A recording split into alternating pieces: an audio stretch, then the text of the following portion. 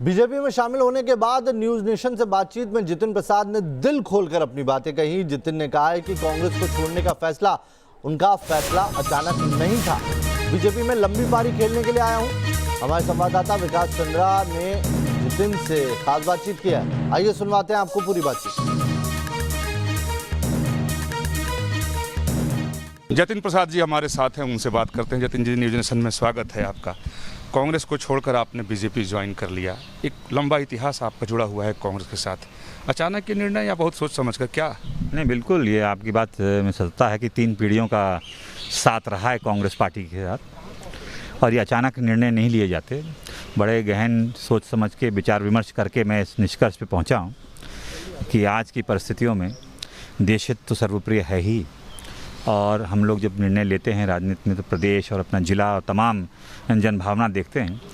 और यही मैंने इस निष्कर्ष पे पहुंचा कि इस देश को आगे ले जाने के लिए प्रधानमंत्री नरेंद्र मोदी जी का नेतृत्व और एक सही माने में राजनीतिक दल जो संस्थागत दल है, जो इस देश को एक सूत्र में बांधता है, वो ही सक्षम है।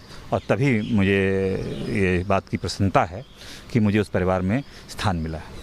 इसमें कोई संदेह नहीं कि उत्तर प्रदेश में कांग्रेस के कुछ उम्मीद के चेहरे थे, जिसमें सबसे ज़्यादा उम्मीद कांग्रेस को आपसे थी, लेकिन अब आप बीजेपी में, अब आपकी भूमिका को लेकर चर्चाएं तेज होगी। हालांकि कल पीयूष गोयल ने कहा कि एक बड़ी भूमिका हम देखते हैं, तो आपको क्या लगा अब तक?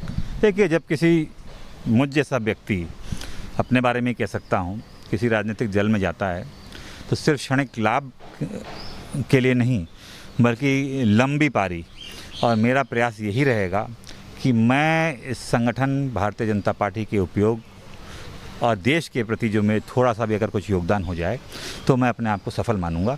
और प्रयास रहेगा, मेहनत करूंगा, मेरा कार्य बोलेगा। कहा जा रहा है कि जिस तरीके से एक उत्तर प्रदेश में बीजेपी के बारे में कहा जा रहा है कि वहाँ ब्राह्मण नाराज़ हैं, और जतिन प्रसाद के आने से अब ब्राह्मणों में एक संदेश जाएगा। क्या ये संदेश जाएगा, उसका लाभ पार्टी को मिलेगा, यानी बीजेपी को? देखिए, मैं इसके बारे में क्या कहूँगा, वो तो जनता और समाज तय करता है कि क्या होगा।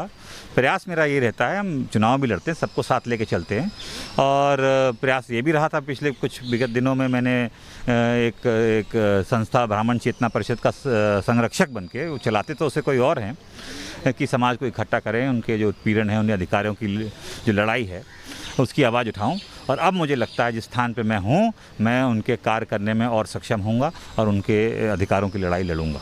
एक सवाल कि अब उत्तर प्रदेश में चूँकि चुनावी बिगुल बच चुका है और उत्तर प्रदेश पर सबकी निगाह रहती है, उत्तर प्रदेश के बारे में कहा जाता है कि वो आधा देश है। योगी आदित्यनाथ से आपकी कोई मुलाकात क्या प्रस्तावित है या आगे करेंगे? वहाँ की राजनीति में किस तरह आप आगे बढ़ेंगे? बिल्कुल, वो हमारे गृह प्रदेश के सम्मानित मुख्यमंत्री हैं और उनका कार्य हमने देखा है पिछले 5 सालों में कि कितना उन्होंने उत्तर प्रदेश के लिए किया। और हम वैसे दल तो दूसरे थे, मगर संसद में एक साथ रहे हैं 10 साल जब मैं रहा हूं, तो वो भी थे। तो ज़रूर उनके भेंट लूँगा, मार्गदर्शन लूँगा, और जो कार्य बताएंगे वो करेंगे। उत्तर प्रदेश की राजनीति अब बदलेगी? अब वो तो जनता बताएगी। हम लोगों का प्रयास यही रहेगा कि जनता की उम्मीदों पे खरा उतरें और उसका विश्वास हासिल करें। अंतिम सवाल, कांग्रेस के लिए कितना बड़ा झटका है आपका छोड़ देना? नहीं, ये कांग्रेस बताएगी, मैं क्या बताऊंगा। मगर मैं इतना कह सकता हूं कि जो मैंने फैसला लिया बहुत विचार विमर्श के बाद, और मैं सही दिशा में कार्य कर रहा हूँ। बहुत धन्यवाद बात करने के लिए। जो मैंने फैसला लिया बहुत सोच विचार कर लिया और सही दिशा में अब आगे कार्य करेंगे। और इशारे में उन्होंने कहा कि अब उत्तर प्रदेश की राजनीति में वो सक्रिय होंगे। प्रोड्यूसर मुकेश के साथ विकास चंद, न्यूज नेशन, दिल्ली।